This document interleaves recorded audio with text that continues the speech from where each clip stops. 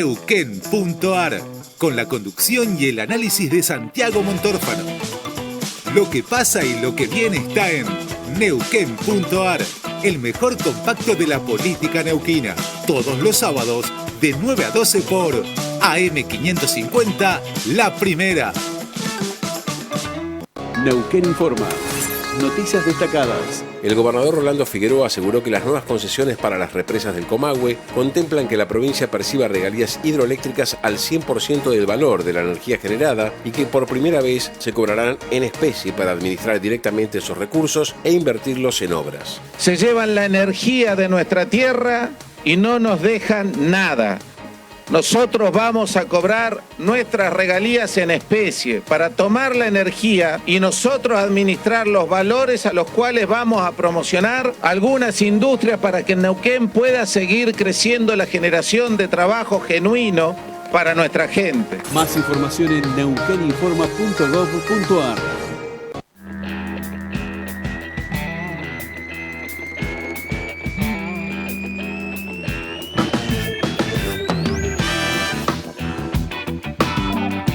Bueno, ahora sí, buen día para todos. ¿Cómo están? Son las 11 horas 19 minutos. Nos fuimos unos minutos en una charla con Pancho Casado, lo cual para mí, por supuesto, siempre es un placer y seguro para ustedes allí del otro lado también.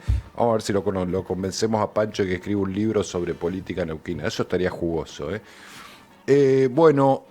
hoy vamos a estar con varios temas. Vamos a estar hablando de la cuestión salarial, de los acuerdos salariales a los cuales llegó el gobierno de Rolando Figueroa con los distintos sindicatos, también haciendo un análisis de la política, teniendo en cuenta que se nos viene el fin de año, y vamos a hablar de política nacional, vamos a hablar de política provincial también, lo vamos a hacer con Laura Iturbide, que es politóloga y que va a charlar con nosotros un rato. Después vamos a hablar de la universidad, de la educación pública, con Joaquín Berrud, presidente de la Federación Universitaria.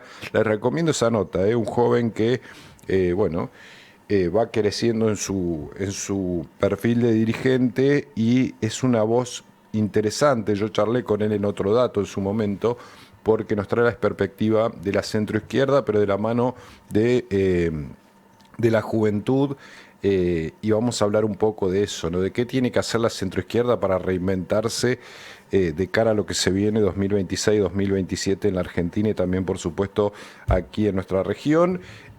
Así que de todo ello vamos a estar hablando, y también, por supuesto, de la noche de las vacunas que se llevó adelante ayer en la provincia, que fue una campaña súbita de vacunación para mucha gente que adeudaba justamente o que no tenía todas las vacunas colocadas según exige el calendario de salud. Estamos aquí con todo el equipo: Yamila Rodríguez en redes, en la dirección de cámaras Gastón Martínez, en la operación técnica el señor Ariel Dona, en la producción Emanuel Jalil, aquí quien les habla Santiago Montórfano. Para los que recién se suman y no escucharon el pase con Pancho, Vanessa Millán, nuestra compañera, tuvo una lesión en una de sus piernas, está con yeso, así que por supuesto le deseamos lo mejor, la recuperación de la mejor manera, y todos aquí apoyando y a su disposición, pero hoy no va a estar con nosotros. Bueno, se viene fin de año, empiezan las reflexiones y balances, empieza el recorrido de lo que fue el 2025, un 2025 movido para la política, un 2025 que uno podría decir arrancó con dolores de cabeza para el gobierno de Javier Milei. Recordemos el caso Libra, recordemos el caso Andis, casos que empezaron a relacionar a los libertarios con casos de presunta corrupción. Digo presunta porque es lo que se recomienda decir, lo que recomiendan los abogados y lo que corresponde a las formas aquí en el periodismo. La justicia está investigando esos dos temas, pero lo cierto es que para la opinión pública esos dos casos fueron un antes y un después en relación al gobierno de Javier Milei. ¿Por qué? Bueno, porque el gobierno de Javier Milei venía con toda su impronta de lucha contra la casta, de lucha contra lo que entendían en el discurso libertario era una suerte de camarilla de privilegios y de corrupción. Allí involucraba el discurso libertario a los dirigentes políticos tradicionales, a los dirigentes sindicales y al empresariado prebendario. Esa fue buena parte del discurso de los libertarios para llegar a la presidencia en 2023. El inicio de este 2025 echó por tierra, por lo menos esa posición un tanto sacrosanta, o un poco desligada de todo lo que era corrupción, y los libertarios empezaron a caer bajo la lupa y la desconfianza de amplios sectores. Algunos vaivenes de la economía que el gobierno libertario sostiene de alguna manera, algunos dirán, bueno, a partir de importante toma de deuda, y los analistas económicos van planteando sus diferencias y coincidencias con la forma en la cual Milei sostiene la macroeconomía, pero lo cierto es que la inflación se sostiene baja si uno la compara con ese 25% que había heredado el gobierno libertario. El tipo de cambio se sostuvo dentro de las bandas que planteó el gobierno, si bien ahora hubo modificaciones y va a haber un aumento seguramente de esas bandas del precio del dólar en la Argentina. Lo cierto es que es otra de las variables que el gobierno nacional sostiene. El equilibrio fiscal, que es como la bandera de los libertarios en términos macroeconómicos, es decir, allí en la macroeconomía todavía el gobierno de Javier Milei sostiene en alza una izada, una bandera que ha perdido, como decíamos, en otras partes de su prédica, de su discurso, como es la transparencia. Ya la opinión pública ha perdido un poco de fe en ese sentido, más allá de lo que determine la justicia. La verdad es que no tiene el expediente tan limpio como le tenían los libertarios allí por 2023. Con todo ello, Milei y los libertarios pierden una elección clave en la provincia de Buenos Aires, que Axel Kicillof desdobló y la hizo antes de las nacionales, a pesar de la opinión de Cristina Fernández de Kirchner. Y allí muchas especulaciones daban por terminado el proyecto libertario en la Casa Rosada, es decir, lo que la gran mayoría de los analistas planteaban era que el proyecto político de Milei estaba terminado, era cuestión de tiempo, era cuestión de llegar a las elecciones nacionales para que la derrota de los libertarios en todo el país se hiciera presente, y lo cierto es que eso no ocurrió, todo lo contrario. Otra vez sorprendieron los libertarios, evidentemente entendiendo los tiempos que corren y el clima de época mejor que el resto, y ganaron en casi todas las provincias, se fortalecieron en el Congreso de la Nación, aumentaron de manera muy contundente la representación en las dos cámaras del Congreso Nacional, y los libertarios, uno puede decir, no solamente salieron sin demasiados golpes, sino que salieron triunfantes y triunfales de la contienda de diputados nacionales y senadores que se llevó adelante en las provincias argentinas. ¿Qué se viene? Bueno, yo creo que a Milei se le vienen dos desafíos. El primero tiene que ver con lograr las reformas que está planteando en el Congreso. Avanza en algunos temas y en otros no se le está haciendo tan fácil, por caso la reforma laboral. Los grandes desafíos estructurales desde el punto de vista legislativo que quiere enfrentar Milei son la reforma laboral, la reforma tributaria, la reforma penal y la reforma previsional. Para ello, el gobierno libertario encaró un cambio de estrategia. Ya no es el Milei agresivo con los gobernadores que les decía que eran el último residuo de la casta con el que había que terminar. Lo mandó a Diego Santilli a negociar con los gobernadores, a hacer buenas migas, a tratar de darle mayor músculo político al proyecto, y también con los bloques dialoguistas dentro del Congreso.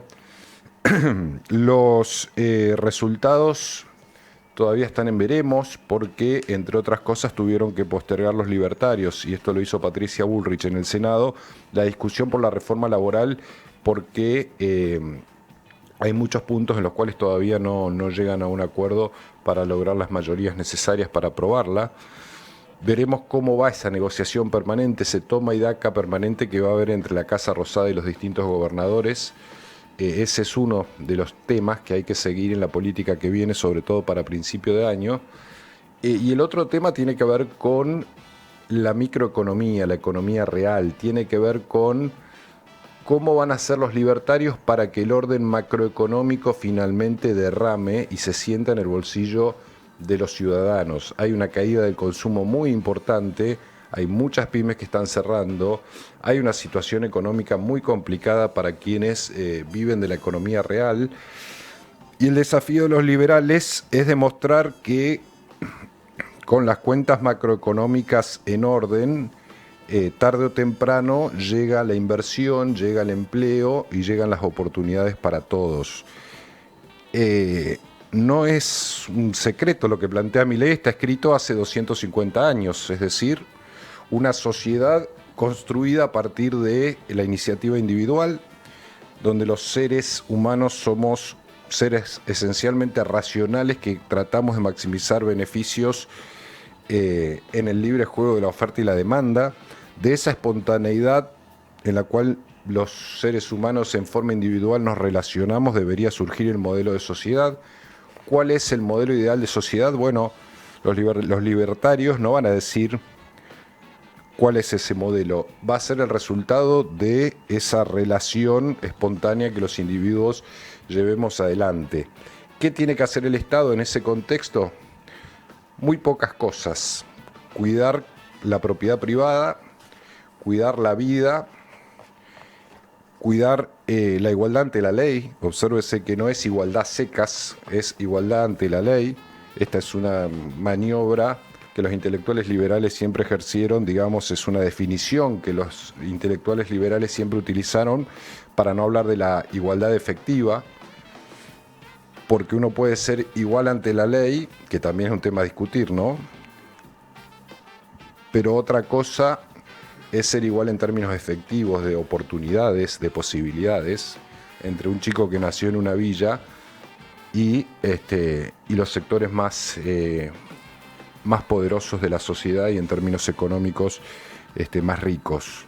Bueno, de eso los liberales no discuten, los liberales dicen somos iguales ante la ley. La pregunta por la libertad efectiva, y estoy yendo a la discusión entre liberales y marxistas del siglo XIX, no estoy inventando nada nuevo, pero los libertarios básicamente hacen este planteo: un Estado chico que cuide la propiedad privada, que cuide la libertad, la igualdad ante la ley y la vida. No mucho más que eso. El resto va a depender de la espontaneidad de los individuos en el libre juego de la oferta y la demanda. La pregunta es si esto va a empezar a repercutir en beneficios para las pymes, en beneficios para los ciudadanos de a pie, para los asalariados, es decir, si el orden macroeconómico que plantea el modelo libertario en algún momento va a derramar hacia el bienestar del conjunto de los argentinos. Hoy eso no pasa. Es el gran desafío 2026 de los libertarios, si quieren llegar bien parados al 2027, y es el gran desafío de la centroizquierda y de la oposición a Milei, construir una alternativa seria durante el 2026, y lo que quieren es llegar con alguna posibilidad competitiva a las elecciones presidenciales del 2027. Por ahora la centroizquierda le está haciendo el favor más grande a los libertarios, que no están allí tanto por ahora por su propio mérito como por el vacío de oposición que hay enfrente de ellos. Por allí más o menos algo de lo que ocurrió en el 2025 y algunos de los temas y las variables a los que tenemos que prestar atención para entender en términos políticos el 2026. Vamos a la pausa y ahora el ministro Tovares, acá ministro de Gobierno del gobierno de Rolando Figueroa, vamos a hablar de acuerdos salariales. Ya venimos.